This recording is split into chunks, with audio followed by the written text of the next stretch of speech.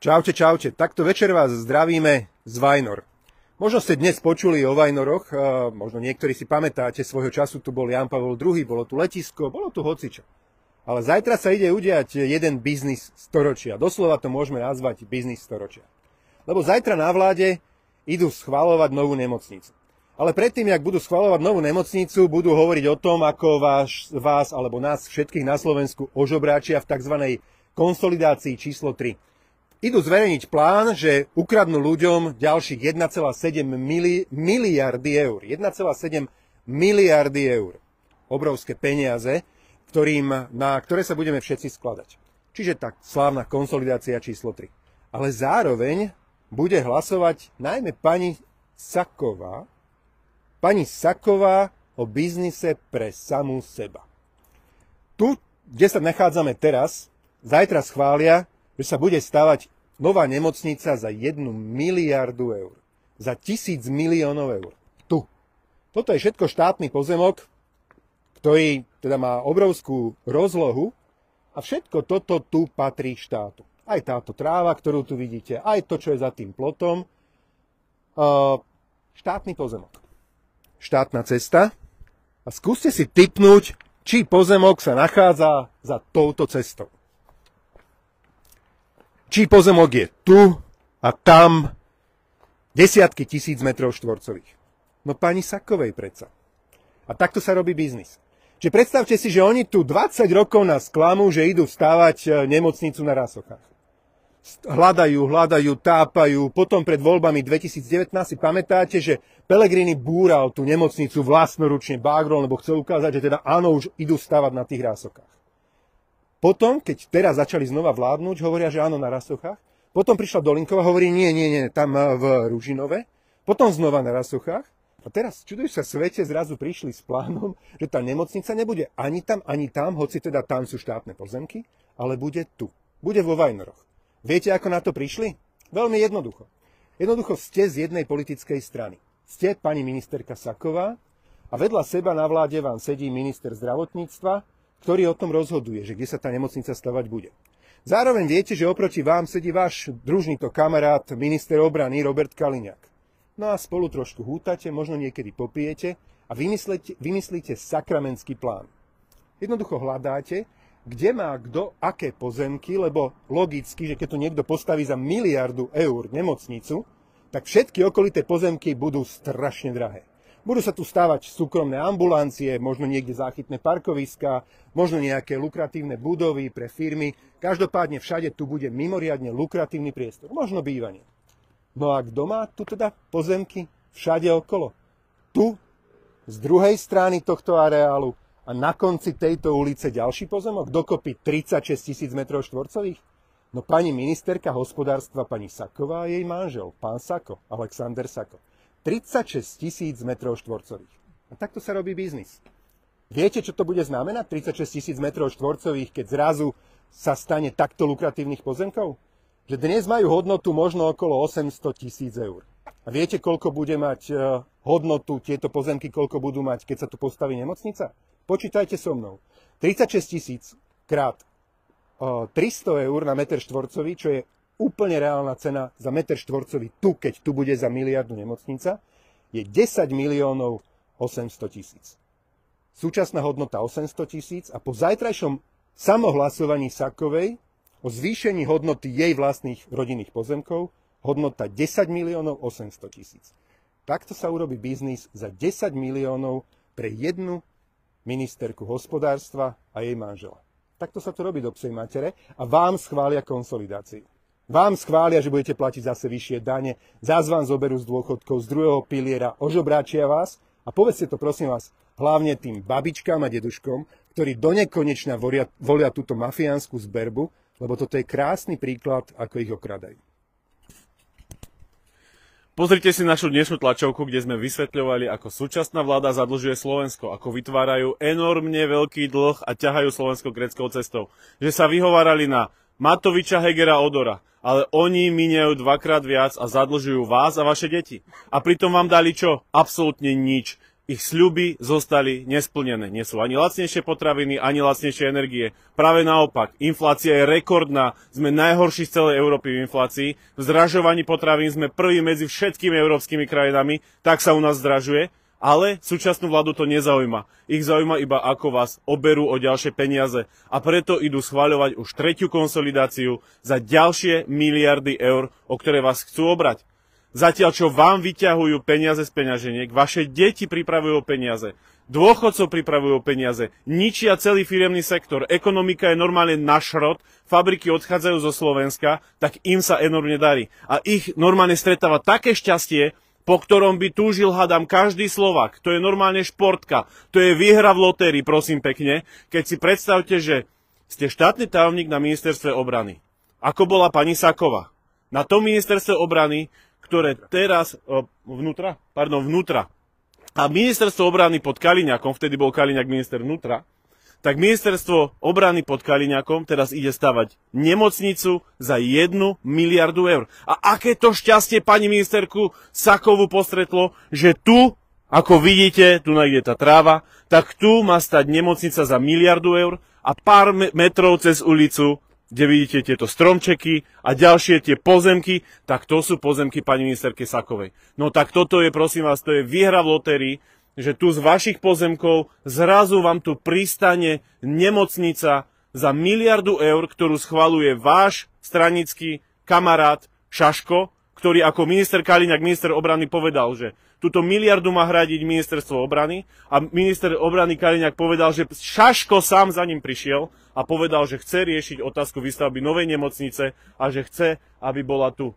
A zhodou okolností zrazu takéto šťastie ministerku Sakovú postretlo, že zrovna tam, kde má 36 000 m2 aj so svojím manželom pozemkov, tak zrazu tu bude miliardová investícia a ona zarobí Mailand a bude mať biznis svojho života.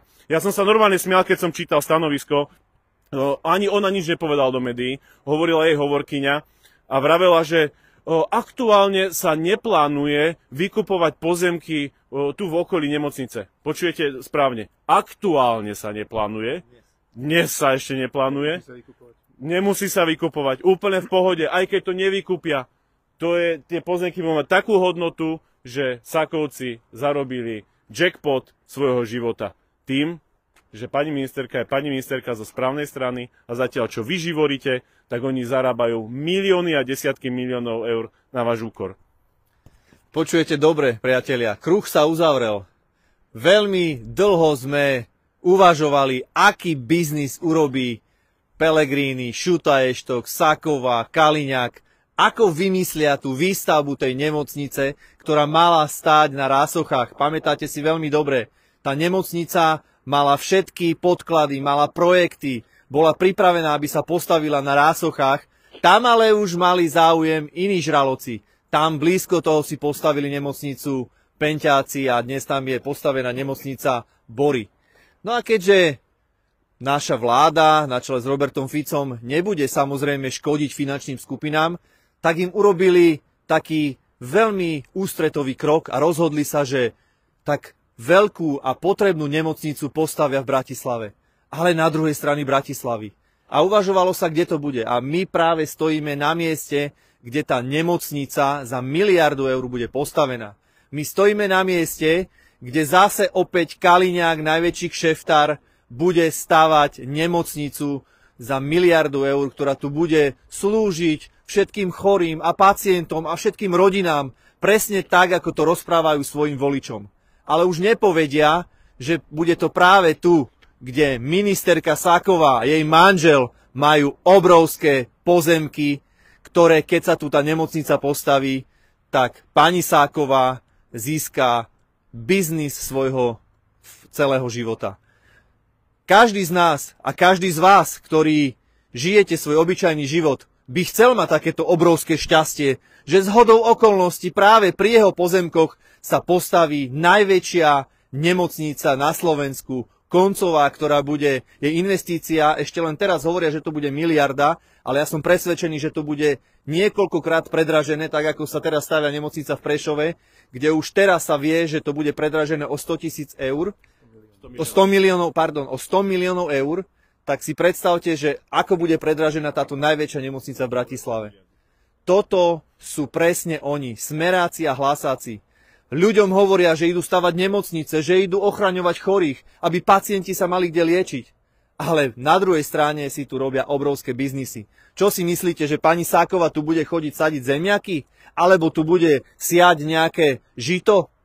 Nie. Pani Sáková už teraz veľmi dobre vie, že zarobí obrovské milióny na tom, že práve tieto pozemky, na ktorých dnes stojíme, si ona bude jednoducho užívať to, že sa tu bude štát stavať obrovskú investíciu, ona si bude užívať, že tie pozemky pôjdu hore a potom už si len ona bude vyberať, čo na tých pozemkoch bude. Či to budú fakt, ako Igor hovoril, parkoviska, byty, alebo nejaké obslužné objekty pre túto nemocnicu. Ambulancie, nákupné strediska, veď vieme, ako fungujú smeráci a hlasáci. A ľuďom tu budú rozprávať, ako oni idú pacientom robiť dobre. Toto je ďalší obrovský biznis a my budeme samozrejme v týchto odhaľovaniach pokračovať, aby ste videli a budeme ľuďom otvárať oči, aj voličom Hlasu, aj voličom Smeru, aby pochopili, ako títo mocipáni a papaláši, ktorí nám vládnu, ako ich okrádajú a ako si sami robia popri tom biznisi. Postupne nás tu žerú komáre a slniečko zapada. Možno tam môžeš ukázať, že už tam je...